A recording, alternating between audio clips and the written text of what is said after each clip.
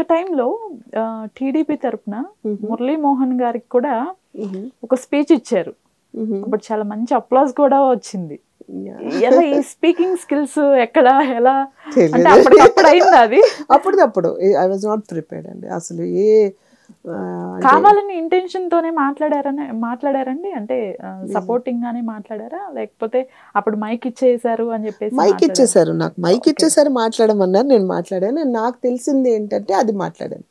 నేను ఏం ప్రిపేర్ అయ్యి నాకేం తెలియదు. నా ఇంటెన్షన్ వాజ్ అది నాట్ ఇన్ ఎనీ పాలిటీ. నేను చాలా ఇంటర్వ్యూస్లో చెప్పాను, ఈ పార్టీ ఆ పార్టీ దీనికి అని మాత్రం నేను I'm not in support of any this thing. నన్ను ఆ టైంలో ఎవరైతే పిలిచారో, ఎవరు మంచి చేస్తారో నా వల్ల, నేను చెప్పాను కదా, ఇప్పుడు నేనున్న పొజిషన్లో ఇప్పుడు నేను 10 మందికి నేను హెల్ప్ చేస్తున్నాను, ఇంకా 10 మంది వస్తున్నారు రోజు హెల్ప్ కోసం, నేను చేయలేకపోతున్నాను. I'm not able to do. వాళ్ళకి సపోర్ట్ చేయాలంటే నేను ఇంకా వర్క్ చేయాలి.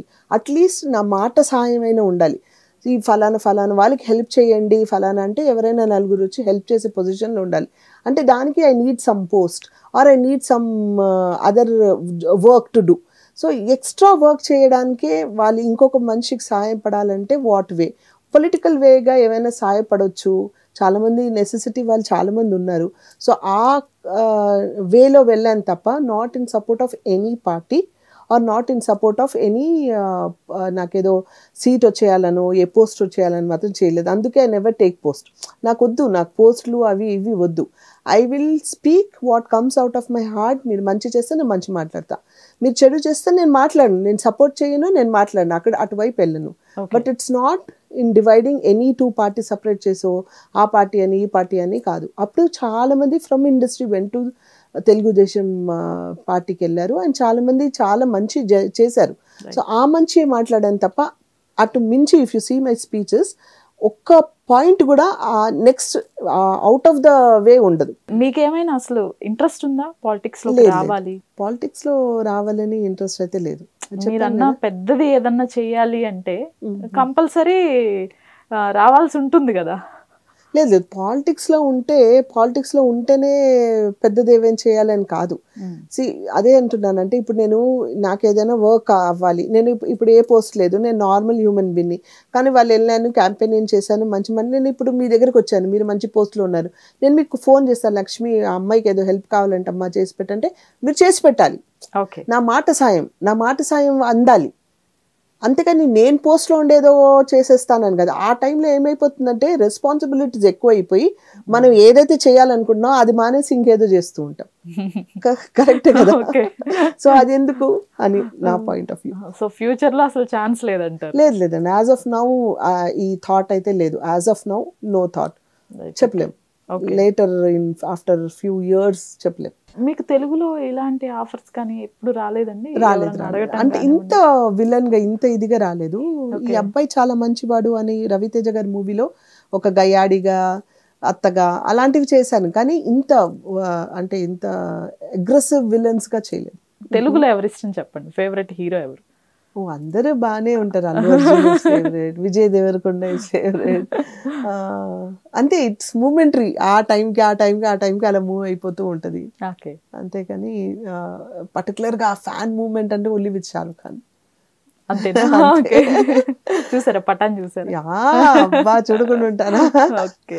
హీరోయిన్స్ విషయానికి వస్తే అలా now Deepika is looking really great and she's doing good. So Deepika అంతే. సో ప్రజెంట్ జనరేషన్కి ఈ ఫ్యామిలీ బాండింగ్ పైన ఏదైనా చెప్పాలనుకుంటే ఏం చెప్తారు? నాకు చాలామంది ఈ క్వశ్చన్ అడుగుతూ ఉంటారు. నార్మల్గా యూట్యూబ్లో కూడా చాలామంది అడుగుతారా, ఎలా కోడల్ని కూడా అలా చూస్తారు, కూతురు కూడా అలా చూస్తారు అనేసి. ఫస్ట్ ఆఫ్ ఆల్ నేను అదే చెప్తాను, అడ్జస్ట్మెంట్ అనేది లైఫ్. 100% పర్ఫెక్ట్గా వైఫ్ అండ్ హస్బెండ్ కావచ్చు, అన్న చెల్లె కావచ్చు, అది అక్క చెల్లెలు కావచ్చు, లేకపోతే లైక్ కోడలు అత్త కావచ్చు, what ever it is, 100% nobody is perfect కదా. సో ఎక్కడో ఒక చిన్న అడ్జస్ట్మెంట్, లైక్ ఒక క్యారెక్టర్, లైక్ మై క్యారెక్టర్, నేను సపోజ్ నాలో సమీరాకి ఏదైనా నచ్చకపోవచ్చు, సమీరాది నాకేమైనా నచ్చకపోవచ్చు. ఇఫ్ ఇట్స్ అడ్జస్టబుల్ నేను అడ్జస్ట్ చేసుకుంటా, తనకి ఏమైనా ఉంటే తను అడ్జస్ట్ చేసుకుంటుంది. అది ఎక్స్ట్రీమ్స్ అంత అడ్జస్ట్ చేసుకోలేము, ఇంకా ఎక్స్ట్రీమ్ అవుతుంది అన్నప్పుడు నేను మాట్లాడిస్తా, అడుగుతా, క్యా హై అంటే ఆ సిచ్యువేషన్ మా మధ్యలో ఇప్పటి వరకు రాలేదు, దేవుడి దేవాల రాకూడదని కోరుకుంటున్నా. వస్తే మాట్లాడేయాలి, ఇది నాకు నచ్చట్లేదమ్మా నీలో, ఇది నాకు నచ్చట్లేదు. అది మా అబ్బాయి అయినా సరే, అన్వర్ నాకు ఇది నచ్చట్లేదు ఏంటి, నా పాలసీ ఏంటంటే నేను మాట్లాడేస్తాను, మనసులో ఏది పెట్టుకోను. ఏదైనా తప్పు అయితే ఇది తప్పు, నేను ఐఎమ్ ఫీలింగ్ అన్కంఫర్టబుల్, నాకు ఇది నువ్వు చేస్తున్నావు నాకు నచ్చట్లేదు, ఇది కరెక్టా, విల్ టాక్. హోల్ ఫ్యామిలీలో అలవాటు ఉంది, so will talk. Once you start talking కదా, సగం మిస్అండర్స్టాండింగ్ అక్కడే పోతుంది, ఒకరినొకరు అర్థం చేసుకుంటాం. So that is nothing but adjustment. అలా అడ్జస్ట్ చేసుకొని ఒక్కొక్కరిని అర్థం చేసుకొని ఉంటే చాలా హ్యాపీగా హ్యాపీగా ఫ్యామిలీస్ అందరు హ్యాపీగా ఉంటారు. లేదు తను ఇది చేయలేదు కదా నేను ఎందుకు చేయాలి, తను లేసి తీసుకుంటుందిలే అన్నం నేను ఎందుకు తీయాలి, లేదు తను వాటర్ అడిగింది నేను ఇవ్వను నువ్వు వెళ్ళి, ఇవన్నీ సిల్లీ రీజన్స్ వల్లే ఫైటింగ్స్ వస్తాయి ఇంట్లో నాకు తెలిసి. సో ఆ మూమెంట్ మనమే వెళ్ళి చేసేసామనుకోండి, అయిపోయింది కదా, వాట్ ఈస్ దేర్, ఏమవుతుంది దానివల్ల, ఏం కాదు కదా. సో ఈగోస్ ఉండకూడదు. సో చిన్న అడ్జస్ట్మెంట్ వల్ల lifes will be happy. Metro కథలు వెబ్ సిరీస్లో మీరు ఆ క్యారెక్టర్లో కూడా పలానా ఈ క్యారెక్టర్ చేస్తారా సనా గారు అని సర్ప్రైజ్ ఫీల్ అయ్యారు తెలుగు ఆడియన్స్. రీజన్ ఏంటండి దాన్ని చూస్ చేసుకోవడానికి ఆ character? So first of all director కరుణా కుమార్ గారు అండ్ ఖదీర్ రైటర్ మంచి ఒక 5 డిఫరెంట్ స్టోరీస్తో వాళ్ళు ఈ సిరీస్ స్టార్ట్ చేశారు. నేను చేసిన స్టోరీ ఏంటంటే it's about a middle class women ఎలా స్ట్రగుల్ అవుతున్నారు అంటే, ఒక తాగుపోతూ హస్బెండ్ ఇంట్లో ఉంటే పట్టించుకోకపోతే భార్యని తను ఎలా ఫేస్ చేస్తుంది, బయటికి వెళ్తే జనాలు ఏం మాట్లాడతారు, తన హౌ ఇస్ షీ అంటే తనకి రెస్పాన్సిబిలిటీస్తో పాటు తనకి ఇన్నర్లో ఒక ఫిజికల్ నీడ్ అనేది ఎవరికైనా ఎనీ హ్యూమన్ బీయింగ్కి ఉంటుంది. సో ఎలా జరుగుతుందంటే నిజంగా జరిగే ఒక స్టోరీ, కథలు ఇప్పుడు జరిగే ప్రజెంట్ చాలామంది ఎలా సఫర్ అవుతున్నారని. సో ఒక మంచి మెసేజ్ ఉన్న స్టోరీ నాకు చెప్పింది. So and the best thing ఏంటంటే చాలా నీట్ అండ్ క్లీన్గా చూపించారు. అండ్ ఏదో ఆడ్గా అలా ఉండదు, అండ్ నీట్ అండ్ క్లీన్గా ఆయన చెప్పినట్టు చాలా నీట్ అండ్ క్లీన్గా చేశాడు.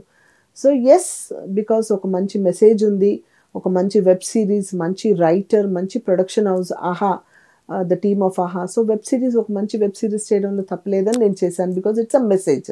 ఎండ్ ఆఫ్ ద డే నేనే కాదు, నన్ను చూసుకొని చాలామంది ఆడవాళ్ళు అంటే ఆ ఏజ్ గ్రూప్లో ఉన్న ఆడవాళ్ళందరూ కనెక్ట్ అవుతారు ఈ స్టోరీకి.